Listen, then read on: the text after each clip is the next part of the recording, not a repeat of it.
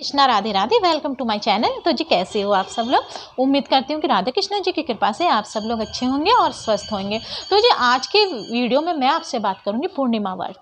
तो पूर्णिमा व्रत हमें कब करना चाहिए, कितनी इनकी संख्या हमें रखनी चाहिए, कौन सी देवी देवताओं की हमें इस दिन पूजन करना चाहिए, क्या भोग लगाना चाहिए और हमें स्वयं भी क्या खाना चाहिए।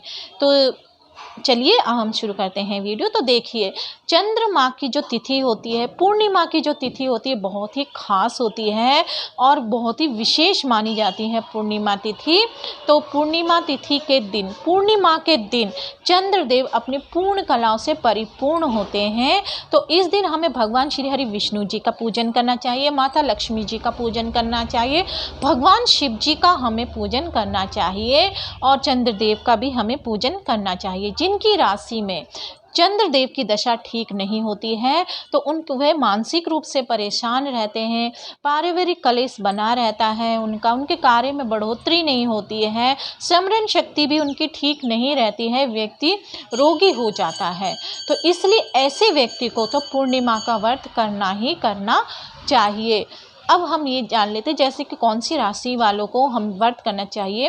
देखिए, मीन राशि वालों को तो पूर्णिमा का व्रत करना ही करना चाहिए।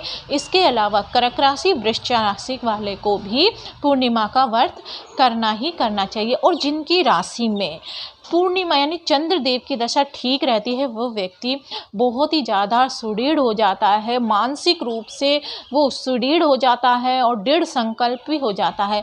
आप ही सोचिए, जो व्यक्ति मानसिक रूप से सुदृढ़ होगा उसका जीवन कितना अच्छा होगा, वो सभी कार्य ठीक से करेगा, घर परिवार को भी ठीक से ही चलाएगा। तो अब हम जान लेते हैं कि ऐसी कौन सी तिथियां होती हैं जिस दिन हमें पूर्णिमा का व्रत शुरू करना चाहिए। देखिए, पूर्णिमा की तिथि बहुत ही खास होती है। जैसे कुछ खास पूर्णिमा होती है, जैसे मान लीजिए माघ मास की पूर्णिमा, वैशाख मास की पूर्णिमा और कार्तिक मास की पूर्णिमा। अगर आप चाहें तो आप इन पूर्णिमाओं से पूर्णिमा का व्रत शुरू कर सकते हैं। तो जैसे अब बैसाख का महीना चल रहा है, तो बैसाख मास की पूर्णिमा भी आ रही है, तो इस दिन आप पूर्णिमा का व्रत शुरू कर सकते हैं बैसाख मास की पूर्णिमा से। तो उस दिन बुध पूर्णिमा भी है, तो आप उसी दिन से पूर्णिमा का व्रत शुरू कर सकते हैं। तो आपको जैसे क्या करना है, कई लोग जैसे कि शुरू में 32 पूर्णिमा का संकल्प लेते हैं और कई लोग 1 साल तक ही पूर्णिमा का व्रत करते हैं। तो इस दिन आपको सफ़ेद वस्त्र धारण करने चाहिए पूर्णिमा के दिन। अगर कोई सुहागिन स्त्री है तो सफ़ेद वस्त्र के साथ उन्हें कोई रंगीन वस्त्र भी ले लेना चाहिए, जैसे चुन्नी रंगीन ले ली।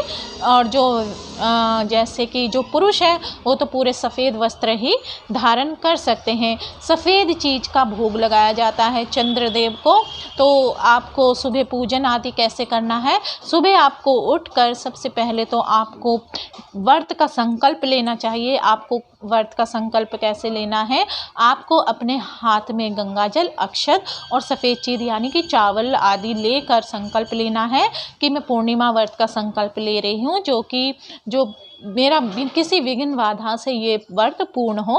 आप मुझे ऐसी शक्ति और भक्ति दीजिए भगवान। इस दिन आपको माता लक्ष्मी जी का पूजन करना है, भगवान श्री हरि विष्णु जी का पूजन करना है, भगवान शिव जी के सह परिवार सहित पूजन करना है। इस दिन आपको भगवान शिव जी के शिवलिंग का पंचामृत से करना है, भगवान विष्णु जी को आपको पंचामृत से स्नान कराना है, उन्हें पीले रंग के भोग लगाने, पीले पुष्प आदि अर्पित करना। माता लक्ष्मी जी को प्रिय जैसे खीर है, माता लक्ष्मी जी को आपको खीर का भोग लगाना है, जैसे कि हम शरद पूर्णिमा में करते हैं।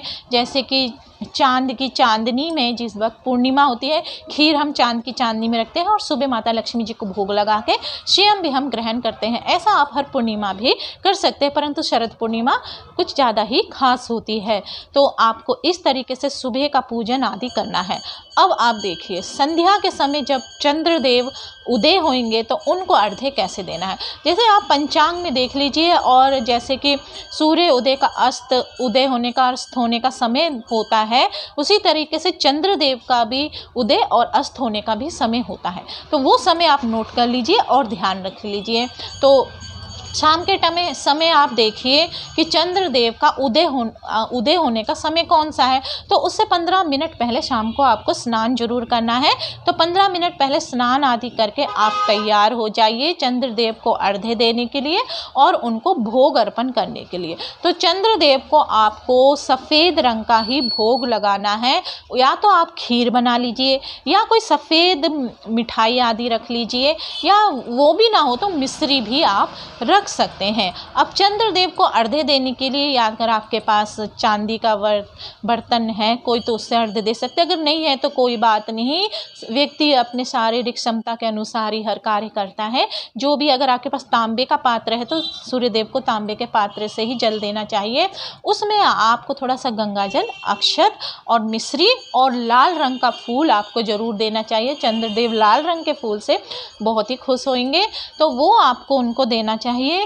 तो उनको आप अर्घ्य दीजिए और अर्घ्य देने के बाद आप उनको भोग लगाइए। भोग में आप उनको खीर का भोग लगाइए और भगवान चंद्रदेव से प्रार्थना किए, हाथ जोड़ के मेरे जीवन की सभी परेशानियां दूर करे हे चंद्रदेव। फिर उसके बाद जैसे कथा सुनने का विधान होता है, कई लोग पूर्णिमा व्रत कथा सुबह भी सुनते हैं और कई लोग जैसे कि चंद्रमा को अर्घ्य देने के बाद भी अर्घ्य देते हैं, उस समय भी व्रत कथा सुनते हैं।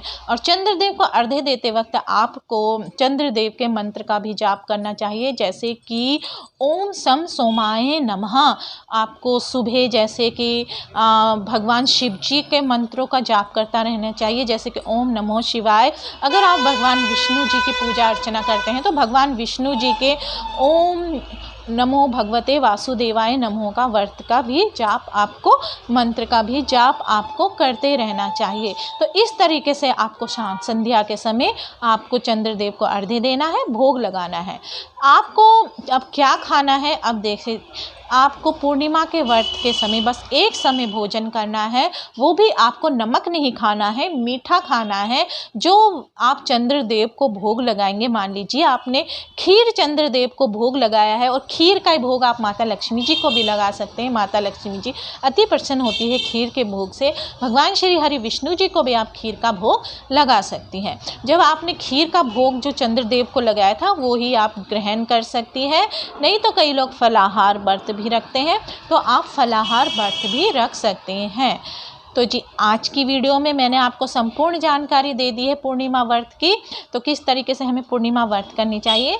अगर आपको वीडियो अच्छी लगे तो वीडियो को लाइक एंड शेयर करना ना भूलें और मेरे चैनल को सब्सक्राइब करना भी ना भूलें और बेल आइकन को भी दबाना ना भूलें और कमेंट बॉक्स में राधे राधे लिखना भी ना भूलें। तो जी आज की वीडियो में बस इतना ही। हरे कृष्णा, राधे राधे।